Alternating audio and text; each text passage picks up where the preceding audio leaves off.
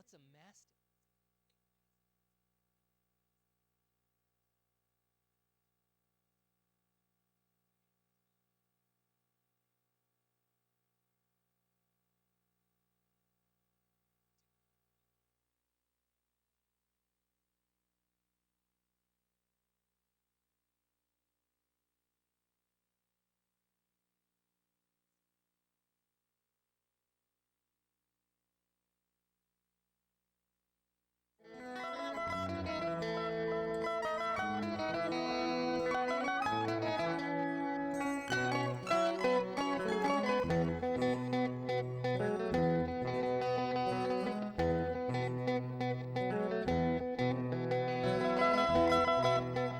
This is Arts Weekly. Welcome to Arts Weekly. I'm John O'Connell, Dean of the IPFW College of Visual and Performing Arts. There are so many art and music-related events going on this summer, and I'm thrilled to be able to tell you about some wonderful happenings around town. Later in the show, Moll will be here to share all the details behind this summer's diverse offerings at the Foellinger Theater in Franke Park. But first, I'm joined by Deb Washler, Executive Director of ArtLink, and Lydia Gerber-Fast, one of the artists in ArtLink's American Craft exhibit, to hear all about the upcoming exhibitions. Ladies, welcome to Arts Weekly, and thank you for joining me. Thank you for having us. Now, Deb's been on a few times, so she's, she understands how this goes in our 12 minutes. Welcome, Lydia. Thank you for joining us. I appreciate it. Thank you. Deb, let's start with you and talk a little bit about your background as an artist in Fort Wayne. What brought you to Fort Wayne, and what got you involved in ArtLink? Okay, well, I'm a graduate of St. Francis, and I actually did commercial photography for about the first 4 years, and so I stumbled upon arts administration through Arts United and ended up at ArtLink. That's the very short version. Well, I appreciate the short version, but how do you mean you stumbled on arts administration through Arts United? Because it's such an important organization in Fort Wayne. It is, but as a college student, I think there are probably other college students out there, they'll say, I have no clue what that means or what that is or what arts administration is. I had thought about going back to grad school to teach photography and decided against that, and then of course you hit this wall of, okay, now what am I going to do? And I was looking for something, and I did. I found this job listing for Arts United as an admin assistant. I thought, well, okay, I'll try that, and looked at their website, and it opened up a whole new world for me. So did you start at Arts United before you went to ArtLink? I did. Okay. I did. And how long have you been with ArtLink? I have been with ArtLink 9 years. As the executive director? As the executive director. Oh, terrific. Great. Yeah. And there's been a lot of change and growth in 9 years. There has been a lot of change and growth, including moving, literally moving a facility. Yeah, which is daunting for anybody. It is, and we didn't lose that much, only a few minor things. So. Oh, you only lost a couple of art pieces and things. a desk. Couldn't find some We're tissue paper. Still looking for that desk. Well, you've moved to a pretty nice space. We have moved to a nice space. The gallery's bigger. We can do 3 shows now instead of 1. We have classrooms, so the programming's expanded. You're so down at the Hour Performance Center. We're at in the Hour new Center. Concentrated arts campus right downtown. Yeah. It's a beautiful space that you have. I've been to a couple of shows there. It is nice. Do you find that the traffic's increased? It has, yeah. Just our street traffic, the amount of people that just kind of go by and they're intrigued by the windows because there's art in the windows. So they want to find out what that's about. And the fact that you can come into the building and have food and you can see the dancers above us. And I mean, it just makes for a very interesting experience when you're visiting. Well, I don't think people understand that selling art is a hard task in any town, and where you are, location, you got to have that foot traffic. We do, and it's nice to be across from the Fort Wayne Museum of Art, so that's a natural Absolutely. parallel for Right. us. I didn't think of that. Sure, Yeah, absolutely. Someone can come to both galleries. Exactly. Oh, that's a great idea, yeah. All right, well, you've got some things coming up. You have 3 exhibits happening right now, so let's talk about the first exhibit. Okay, the American Craft exhibit. All of them open tomorrow night. So American Craft features about 20 artists from different states, not all from the area. So we have local artists, regional, and then we have some artists from North Carolina, from Ohio. But it focuses on the major medias of craft. So what are the major medias of American Craft? Roughly, and Lydia might correct me a little bit because she probably knows a little bit more than I do, but roughly there's about 5. So we have fiber, we have metal, we have woodworking, glass, and ceramics. We actually don't have any glass pieces. That's the one that's not represented in our show. Wow. I don't know how that happened. Because there's so many glass artists. I know. That's interesting. But don't fret. The museum's going to have a glass show yeah, coming up this summer, so they it'll be always have covered. It'll be covered. Yeah, But yeah, we have a lot of fiber works, and it's a very contemporary show. Some of the work has a little different look than people might expect. We have an artist, well, it's two artists, Kyle and Kelly Phelps, who are brothers. Their work has a very Midwest feel to it, and it's just a lovely show. So are you showing mainly Midwest American craft, or are you doing all regions? Because I know there's regional influences in American craft. Correct, correct. No, this one would have a little broader representation than just our region, because we do have artists from North Carolina and a couple of other states. Oh, you do? Yeah, but it still has a strong Midwest feel to it, but it's still a lot more contemporary than folks may think. You know, it's not just traditional pots. You know, Great. some of the ceramic pieces are more sculptural and figurative at the same time. Right. The other thing about American craft in my studies, and Lydia, you can help me out on this, sometimes it's usable art as well. It's, let's say, wearable art, which is one of the things that you do, Lydia, correct? Yes, yes, definitely. Welcome to Arts Weekly. Thank you. Thank you for joining us. Thank you. Tell us a little bit about your background in the arts. What is your, what's your background? Where did you start? And I started doing artwork as soon as I could hold a pencil. oh, you're one of those artists. Yes, yes. Yeah. I've been drawing and creating my entire life, making my own clothes since I was in elementary school. Started making hats. Actually started probably making some of those when I was in college.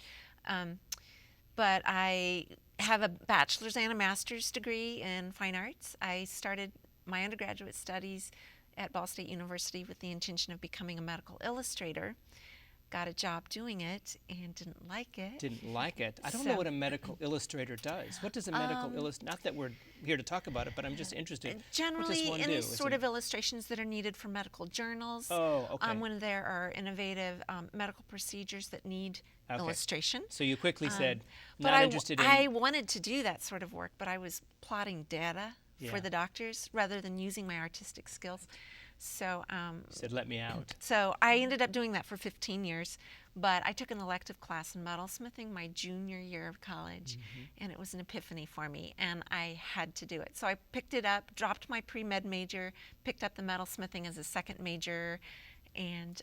Wait, you were a pre-med major? I was pre-med and drawing. And then you went to metalsmithing? Yes. Yes. Interesting, We Tim. take interesting paths. You Yes, do take interesting, and so do artists. Everybody does, Yeah. absolutely. Yes, I'm on like my 5th career myself. So, well, that's very interesting. So, Mom and Dad were a little, you know, freaked out at the time, probably. Yes, definitely.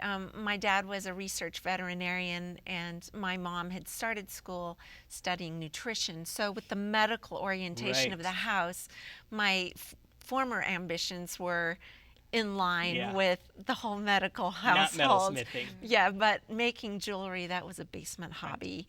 So Let's talk a little bit about metalsmithing. Yeah. What does that mean? working with metal. And it can be anything from making vessel forms to making wearable art to small sculptural forms. And I make primarily wearable forms. I have done tableware. And you teach at St. Francis? I do. I'm an adjunct instructor of the metalsmithing classes at St. Francis University. Great, and the facilities are good, I would imagine, for metalsmithing. You gotta have a few things to teach that. It's rudimentary. It's more space than what I had at Ball State. Okay. 25 years ago. I want to look at some of your pieces and have you tell the viewers what they're looking at, because you do some beautiful jewelry pieces. Thank you. That I assume will be in the show. Yes. This is? This is a tiara, and the band of flowers are removable and can be worn as a neck piece. The flowers are copper plated, photo etched, and enameled. Wow. This is an orchid neck piece. Everything is hand formed out of 18 karat gold with some enamel embellishments and gemstones. Daylily necklace, again, hand formed work, gemstones, 14 karat gold. It's very intricate. And so, do you take these pieces and put them together to get the necklace? Is that what? I make every element myself. Other than purchasing gemstones, I form everything. I start with flat sheet and wire and hand manipulate everything and solder. So are these pieces in tomorrow night's show? There will be 3 pieces. 3 pieces, okay. Yes. And so you have 2 other exhibitions opening tomorrow night as well. We do. The second one is? We have artwork from Uzma Mirza, who's a local architect here in town, and then she also is working with Islamic calligraphy. And then the work that sells goes back to benefit a foundation that she has, the Pen and Ink Pot Foundation, and then a small percentage will go to ArtLink as well. Right. And then the Betty Fishman Gallery, because you've got multiple galleries We now in your new do. space. We So do. what's happening in the Betty Fishman Gallery? The Betty Fishman Gallery will feature work from our teen art clubs that we've been running this past year.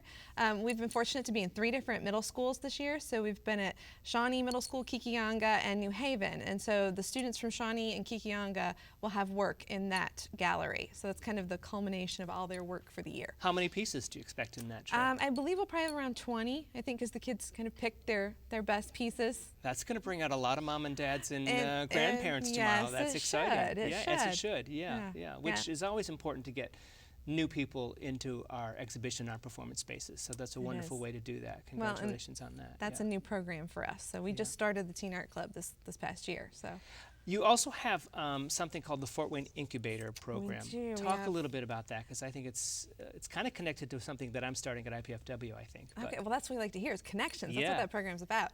It's called the Fort Wayne Arts Incubator. It has its own website, and essentially it is not just for visual artists. I think that's the key component that people should take away, is that it's for any creative business. So if you have an idea, this is a great way to start getting that idea into an action plan. We have about 3 programs that run through that. One is Co-Starters, which is a longer commitment. It's 9 weeks to go through that. We'll run another one of those in the fall. Once folks go through Co-Starters, though, and they become what we call a graduate of Co-Starters, they have access to some other resources in the incubator. So we've been working with local law firms. Barrett McNagny's the firm working with us to help offer some services to our folks. We're looking for an accounting firm right now, and we're finishing that up. We're partnering with the University of St. Francis.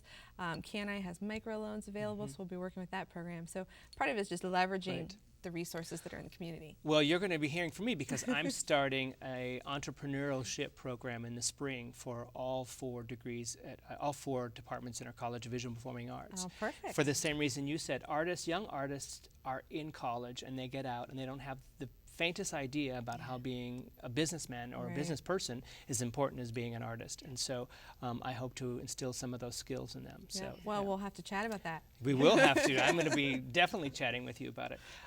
How can people get information about the exhibitions coming up and tomorrow night, or what's the contact information for you? Quickest way is the website, artlinkfw.com. So it's artlinkfw.com, and that'll have all of the exhibits and everything about the incubator and any other educational programs we have coming up. Great. Lydia, you've been with ArtLink how long? I honestly don't know. When I moved to Fort Wayne from Indianapolis, I participated in a couple of shows, and I met Deb through another arts organization. I think I did some recruiting. Probably. She did. She did. Yes, She I can recruited me imagine. for the artist panel. So I know that I've been a member for at least 3 years, but I've been in a couple of shows since I moved here. Well, congratulations on the show tomorrow night. I look forward to it, and thank you both for joining me on Arts Weekly. It's been a pleasure having you. Thank you. And a great pleasure meeting you. Thank you. I like your hat. Thanks a lot. Please take this minute to view our performance calendar of what's coming up in our area, and I'll be right back with Al Moll from Fort Wayne Parks and Recreations to hear all about what's happening in Fort Wayne this summer. We'll be right back.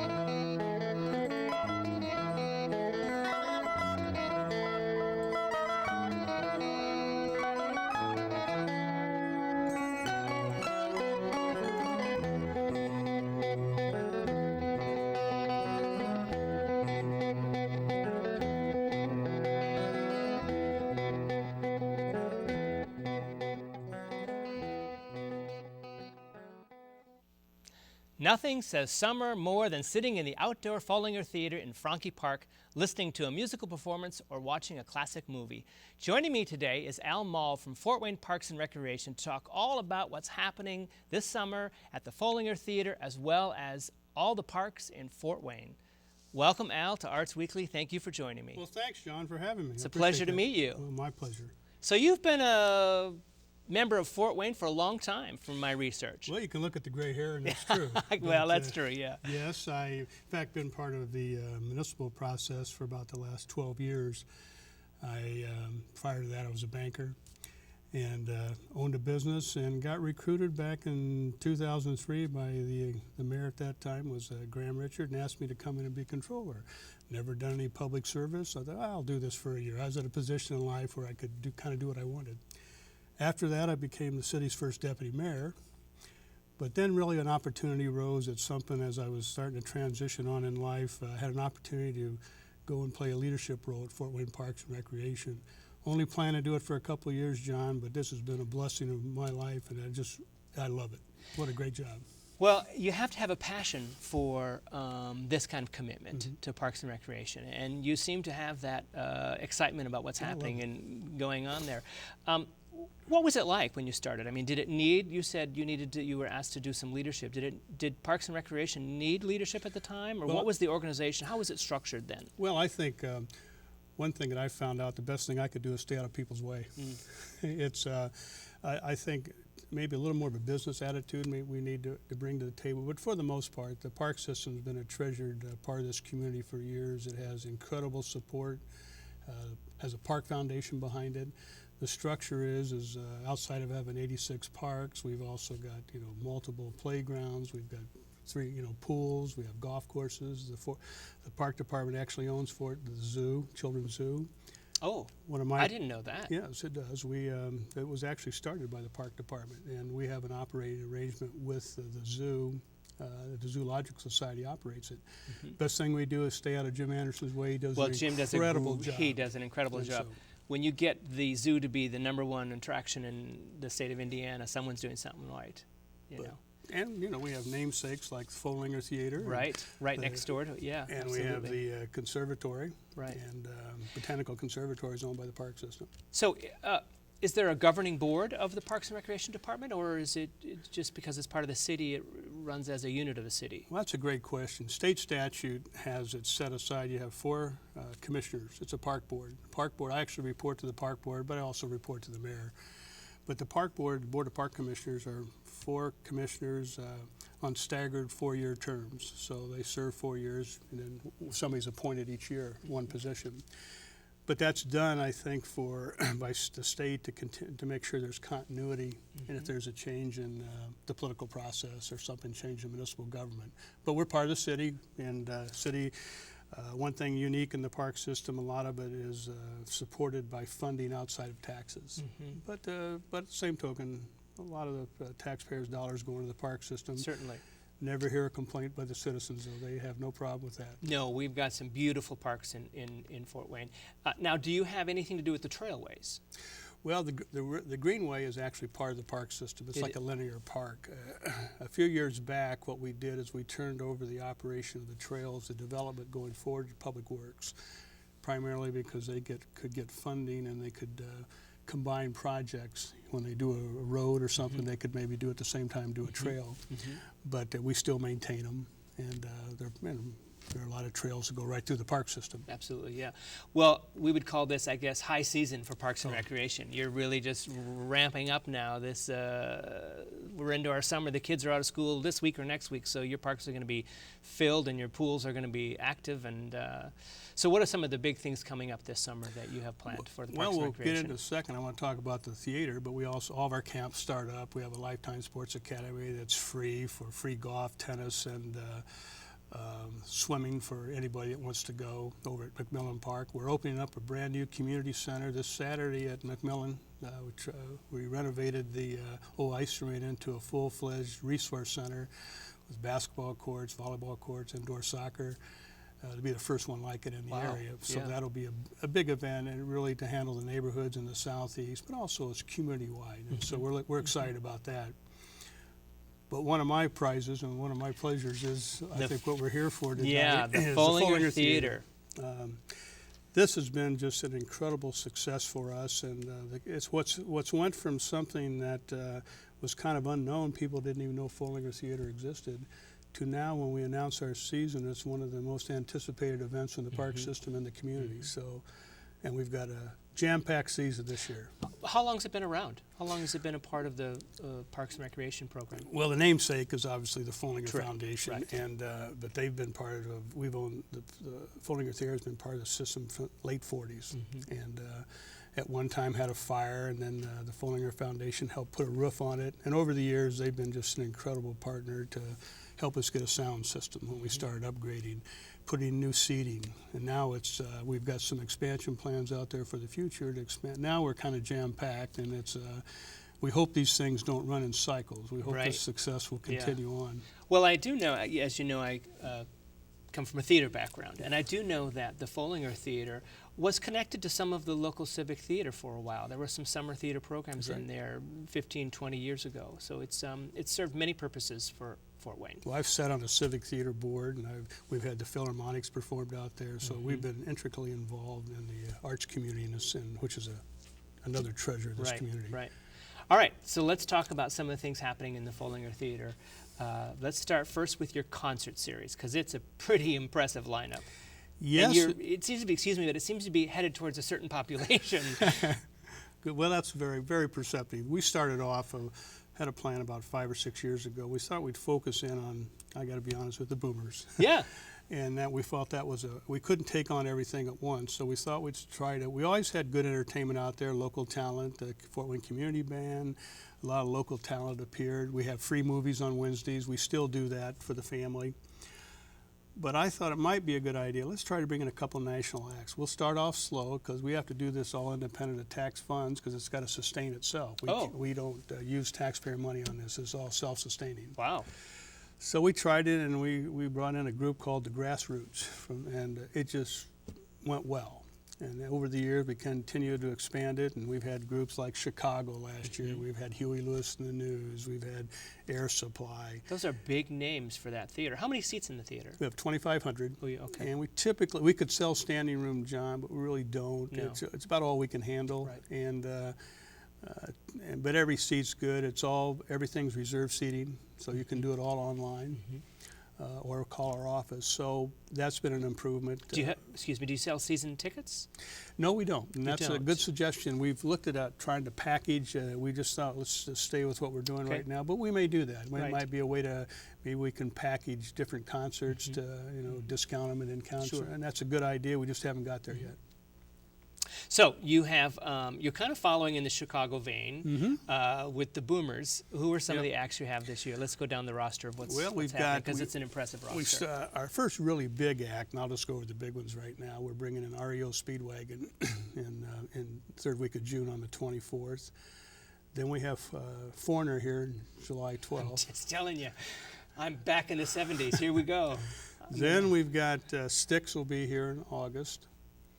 Then we've just added last week, we started selling tickets for Willie Nelson. I saw that advertised. That's a big name. And we thought we hadn't done anything in the Western kind of crossover, so we're going to try that. And he's an icon, and if we're going to try it, Absolutely.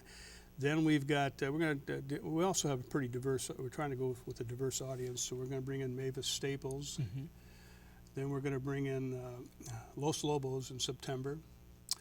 Yesterday, we just announced another edition. We're going to bring in the Beach Boys. Oh, really? And tickets will go on sale for your audience June 13th, a week from this Friday. And when are they coming?